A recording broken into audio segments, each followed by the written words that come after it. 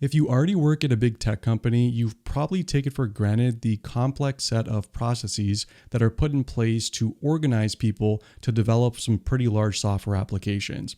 Often there's hundreds of developers or potentially even thousands in some very rare cases that all need to work together and organize so that they can successfully build these applications. But the question is, how do they actually do this? What are the concrete steps that they walk through to take a general idea to a project that gets delivered to an end customer? And if you don't work at a tech company, this can be a little bit of a mystery. Like, how do they organize themselves? How do ideas get created? How do they get percolated up to the top or sent down to the bottom? This can be a little bit of a blind spot. So what I want to do in this video is walk through that process, what these large tech companies do, how they organize themselves when an idea comes down the pipe, and you need to take that idea and work with a bunch of different teams to organize and develop it into an end-to-end product. And so that's what we're going to talk about here. And in order to even begin talking about how these companies work together with different teams to develop these applications, you need to understand two broad concepts first. The first one is in terms of how these companies structure themselves so that they can iterate rapidly and develop in smaller teams or smaller units so that they can work together. And the second main idea is how new projects actually get introduced into the roadmap for these different teams.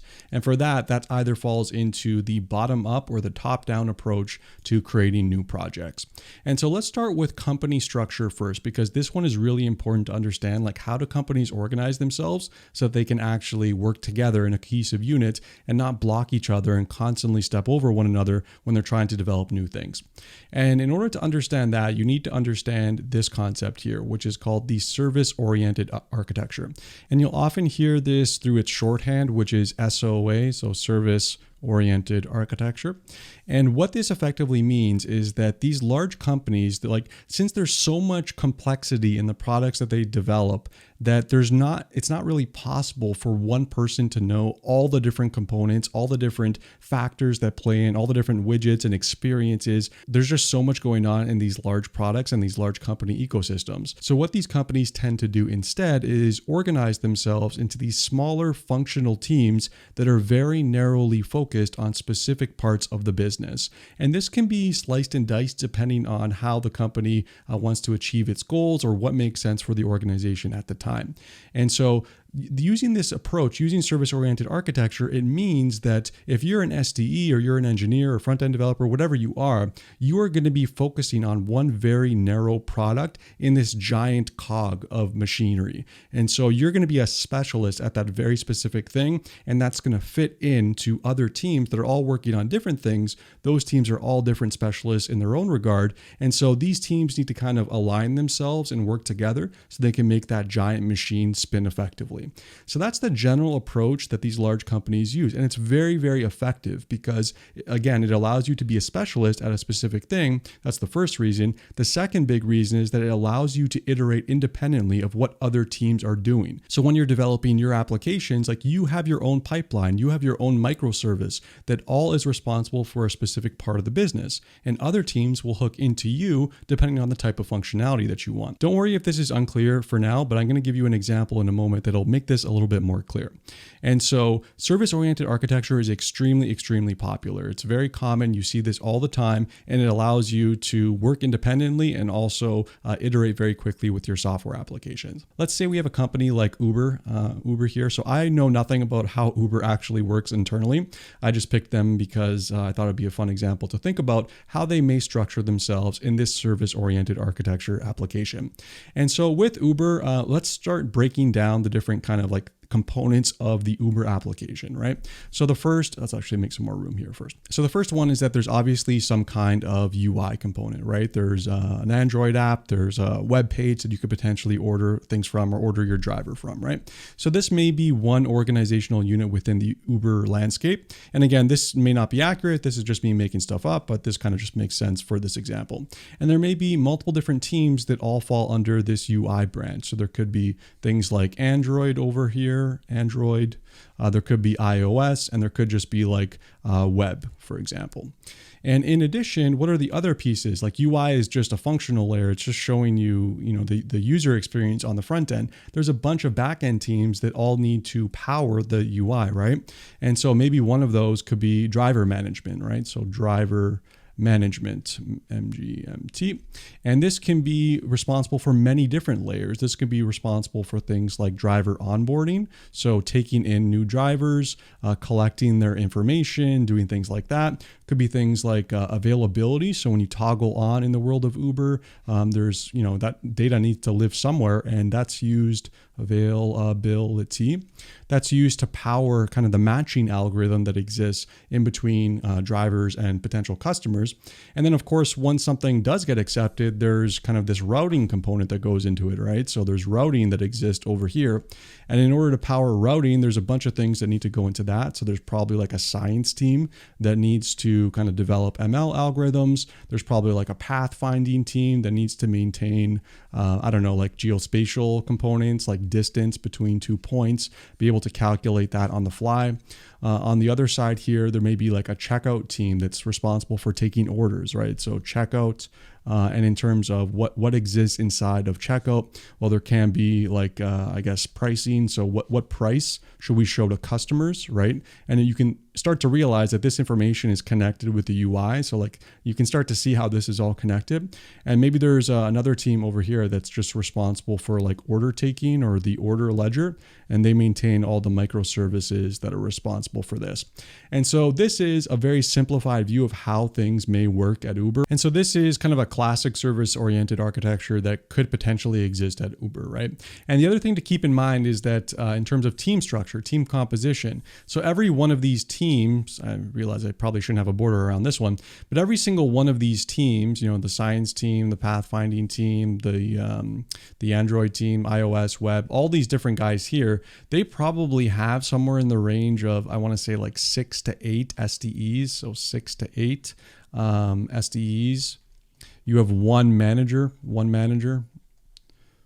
and then maybe you have a product manager depending on the team, and possibly even a technical product manager. But technical product managers, typically they'll span multiple different teams, so that there's a lot of kind of overhead just to own this particular type of area. And this can range quite a bit depending on how large or small the product is and the product space is. But this is generally what you'll see. And typically also on these teams, there's usually like one person, one SDE that's like usually the lead SDE. And they're kind of like the person that kind of speaks for the team, or kind of is involved with other teams whenever there needs like to be a major decision in terms of how these teams are going to connect to each other, different modeling components, and the person that basically things get run by whenever large decisions need to be made.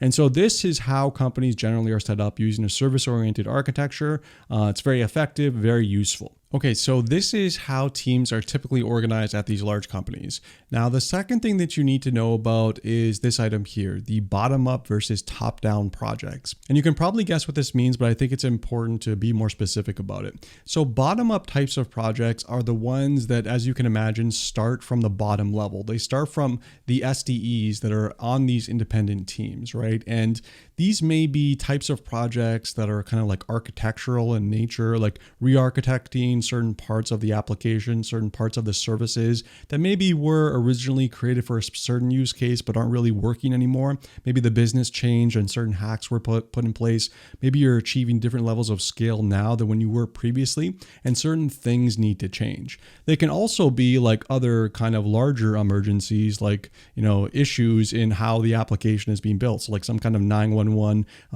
this thing isn't working anymore. We need to change this quickly, or we're not going to be able to operate as a business in the next year. These types of things. So these are what I call bottom-up style of projects. So the person at the bottom, the normal day-to-day SDE, will usually raise this up to their manager that's on their team. They'll raise this up to the other manager that's on the overarching team, and this will just keep on going up the chain depending on how many managers there are until you get to a next planning cycle, depending on how urgent this is. If it's something that needs to be done right away, then you just kind of do it right now. If it's kind of a high emergency kind of scenario, if it's something that can wait a little bit for maybe the next year, the next cycle, then this will kind of be planned for the next year. So these are the types of projects that typically are re-architecture, typically are tackling some kind of technical debt that engineers want to focus on. Other things are like setting up a CI/CD pipeline, maybe migrating to a different service that's better for their particular use case. These are the types of things that you'll find there. Pretty common, and as you get more senior in your career, this is kind of your expectation. Like you're supposed to identify these blind spots to your manager and show them to your manager, tell your manager about them, because they're not really seeing everything day to day in the field. They're just listening to what's happening according to you guys. So that's bottom up. Now, top down is pretty much the opposite. That's when there's a project that comes from one of these kind of intermediary layers here, and there's like an idea that comes, and then that gets pushed down to all the other teams. So say it stays at the top here at the Uber level. Usually, depending on how many teams need to be involved, that gets pushed down. So if there's some involvement with the UI team, it'll go to UI, could go to this team, could go to any team that really needs to be involved, and that just kind of gets pushed down. So like the CEO or someone below them decides we need to focus on this. We need to focus on AI because that's hot stuff right now. They'll make a decision that immediately starts getting penned into the upcoming plans for all these teams, either in the future or immediately. And these teams start working on this stuff pretty rapidly, start creating new projects for these types of things. So typically top down, at least in my experience, is a bit more common. This is typically what you'd see when you're building like new products, or like new UI or new features for the business. They're usually like business focused things like, we're going to offer this new feature, this new thing in our UI. That's usually something that's top down because those ideas usually come from above you. So that is bottom up. Okay. So that's a little bit of prerequisite information that you need to know in terms of how these applications or how these teams are set up to develop these applications. So hopefully I can get rid of all this. Okay, cool. So now you know enough about how the structure works and how projects get conceived. Let's take, for example, let's take a top-down project. Say that there's some new feature that we want to develop, and say that feature is something like a new auto surge kind of feature, right? So when you order something from Uber, you order a driver. If there's a lot of demand, say you go to like a concert, there's a lot of people around. There's surging that tends to happen, and then like you have to pay more, and then the driver gets paid more, and that draws more drivers, and then everyone ends up being happy, except for you because you have to pay more. Let's say that there's a new feature that we want to create along these lines, and we want to surge faster. We don't want to wait until a bunch of orders come in. As soon as we see like a minor blip, we want to start surging right away. And so what are the different teams that we may need to involve in this type of project? So the first one is kind of the order ledger, right? Because they're the ones that take the orders. They're the ones that are kind of just the repository of taking in orders. There's the pricing team that may need to be involved because they ultimately define kind of how much you're going to pay for the ride. There's also availability that may need to be kept in mind because they're the ones that, the toggle on when you put on your Uber signal to say that a driver is available. There could be some experience that's some involvement across these three teams. So all the different UI teams, if there's some kind of front facing components here. So you can start to see now that like these different teams need to start like knowing about each other and potentially talking to each other in order to develop and roll this feature out, right? So that's a little bit about how these things are connected. So what is the actual process that these teams need to run through now? Like how do we take this idea and start moving forward with it? And so how that typically works is that there's usually in the beginning of this process, there's one product manager that exists. And the product manager is the person that owns this product. They're the ones that define the business requirements. So they say how this feature should work. So after X number of orders, then we should surge. The customer should see this. We should expect to charge this amount of money. So like all the business requirements that are required for this product, the product manager will own coming up with all that. Can also start to work with UI people as well. So there could be some UI people that are involved to define the product experience. So if there's changes in the front end here that need to happen, they'll work with these different UIs to come up with different UI designers to come up with different mocks, certain visual components that the front end developers are going to need later on in order to actually build this thing up. Okay. So this is kind of like product conception, like coming up with the idea before the development even starts, right? And one thing that you need to keep in mind too is that these UI folks need to be very kind of tuned in to how the existing UI behaves, like what is possible, what is within the realm of possibility and what is not. Like you can't just come up with random ideas here that just look cool. They need to be realistic with what the current tech kind of supports. So that's a small little asterisk beside this whole thing. Okay, so product manager talks to UI people. They come up with business requirements. They come up with mocks. They have an idea. Now what? So typically at this point, another person gets involved, and this is usually some kind of senior SDE. So one senior SDE or one kind of like principal engineer or principal Someone that is usually pretty experienced, they know what they're doing, they're not an idiot, they've probably been around for a little while, or they're pretty smart, so they know these different areas. And if they don't know an area, then they're able to dive in pretty quickly to figure out an area. And so what this person usually does is they do an exercise where they try to develop what's called an HLD, also called a high-level design. And this is a document that basically defines how these different teams, the changes to these different teams' services need to be made. So this person over here will start looking at onboarding, all their technical services that exist. We'll start looking at availability, start looking at order ledger. We'll maybe talk to some of the kind of team leads that exist over here. They'll talk to the pricing team, and they'll start collecting just kind of a bird's eye view of how all the services currently work, if they don't already know them, of course, and then start thinking about, how are we going to take these business requirements that came from our product folks and turn them into kind of a real product? What are the specifics of what needs to be changed here? And this can involve, like, are there new APIs that need to be developed? Do we need to develop like a new team to own this product in general? Because maybe this new thing doesn't fit in anywhere. Maybe we need to stand up a whole new team to build this thing out. Maybe we just need to put this item on the roadmap of each of these independent teams over here, and we can just work with what we got. So a lot of the decisions in terms of how the different changes need to be organized are up to this kind of senior SDE over here that puts together this high-level design. And so this person will, again, walk through all these different teams, architectures, all their services, talk to the different folks, and put together this document. This document will say how everything is connected. These are kind of the high-level components that we need to introduce, need to change. You're not getting into the specifics at this point of like, these are the specific inputs and outputs to every API that we're going to build. It's more about like data flow and the different components that are involved in this new product, or changes to components that already exist.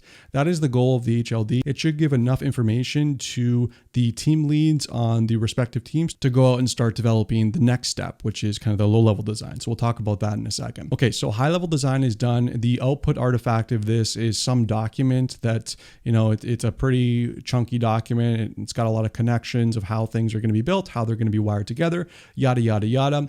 Usually there is some kind of meeting that takes place, a meeting here, and this usually involves people from all the independent teams that are going to be kind of called upon for this project based on what the senior SDE over here has identified. So we're going to pull in all these different teams.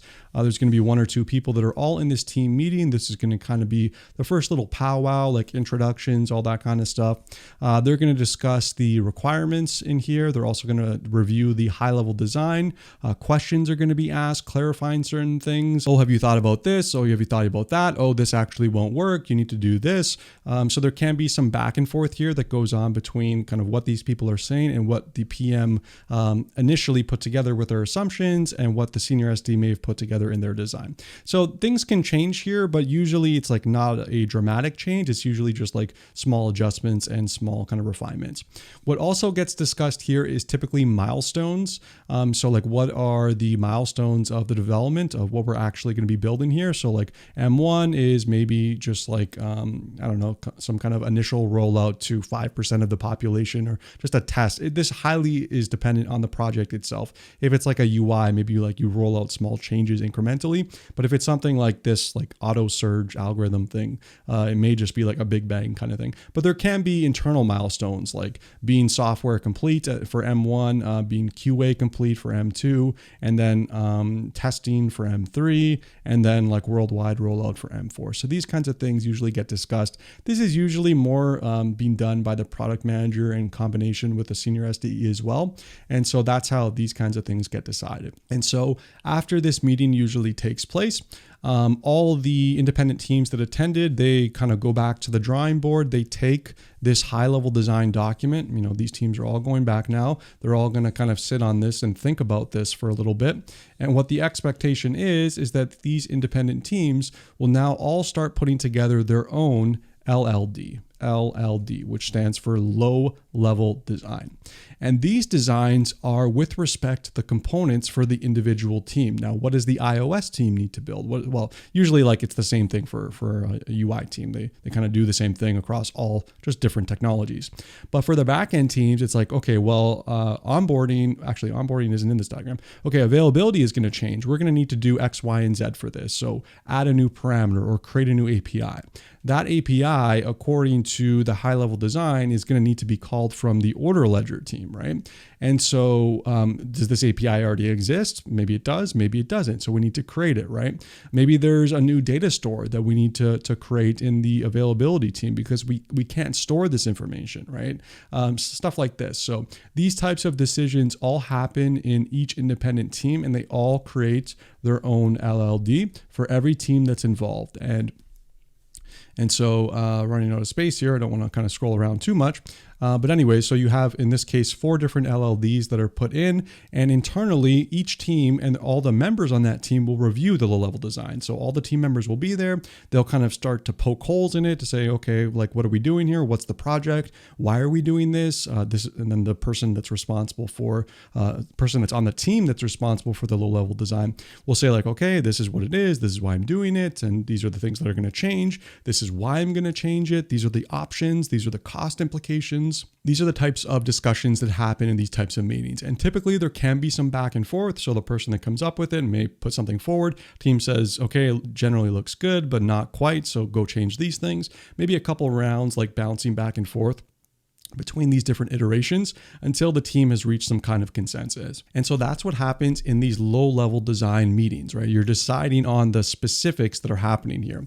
And typically, if these teams are going to be tightly coupled here, like say availability and order ledger, usually you'll have like a person that's in this team attend the low-level design meeting for this team, and then vice versa, just so that you have clarity into what each team is doing. Because if these people are calling each other's APIs, they kind of need to know, what are the details here and how are you going to do this, right? And so that can kind of get a little bit hairy because sometimes these teams don't necessarily know too much about each other's stuff. So you can be kind of poking holes in the wrong areas.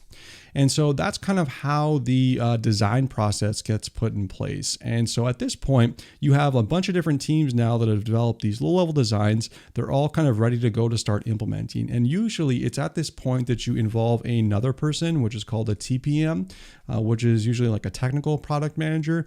And these people usually help organize the technical details here. And actually, now that I think about it, they're usually the ones that put together the technical milestones as well, since they are more technical. I suppose there can be like business milestones put together by the PM, but for technical milestones, it's definitely by the TPM.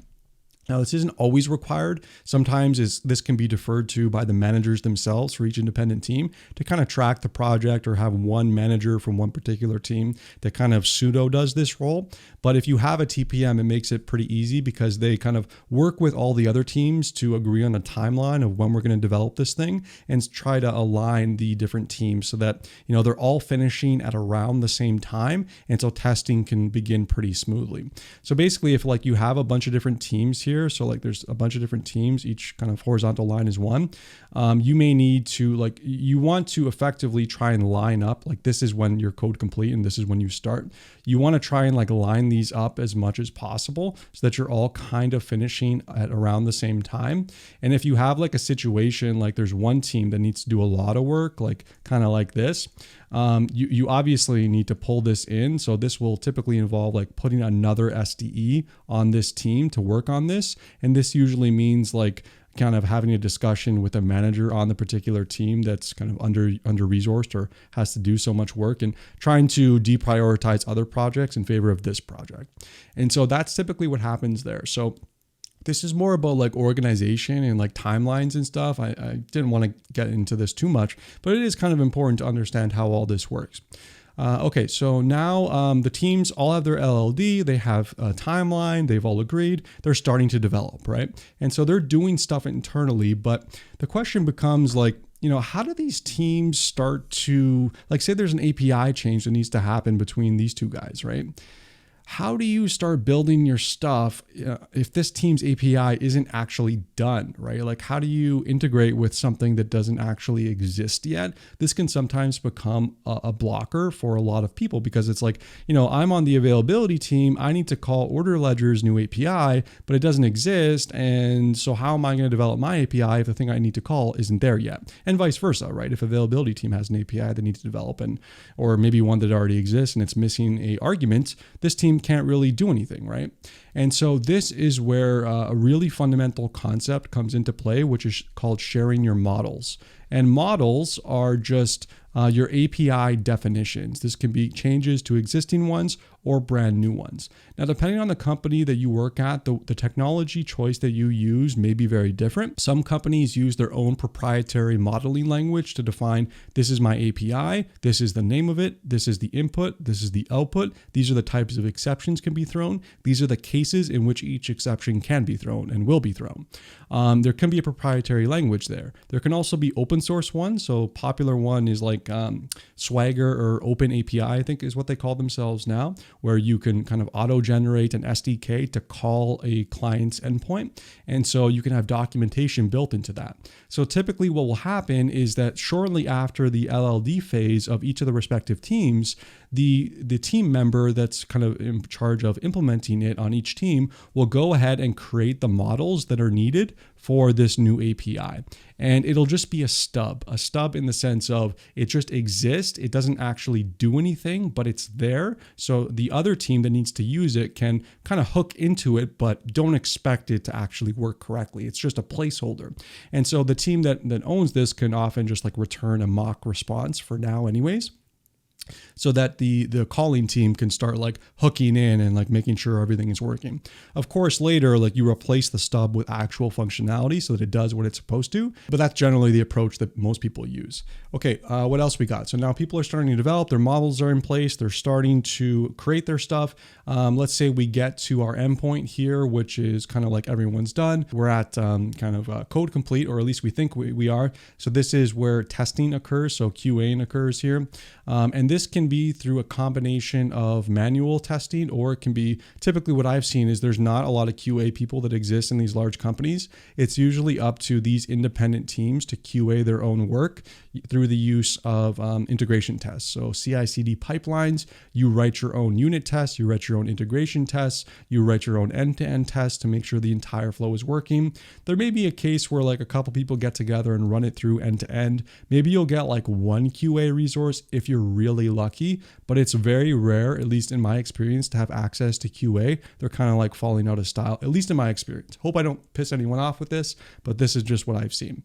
And so this one thing to say though, before I move on, is that this isn't as true for UI teams because there is a certain amount of QA work that needs to be done regardless. You can't like test everything on a UI experience, and it's good to just have people to see the user perspective as well to make sure it's all good.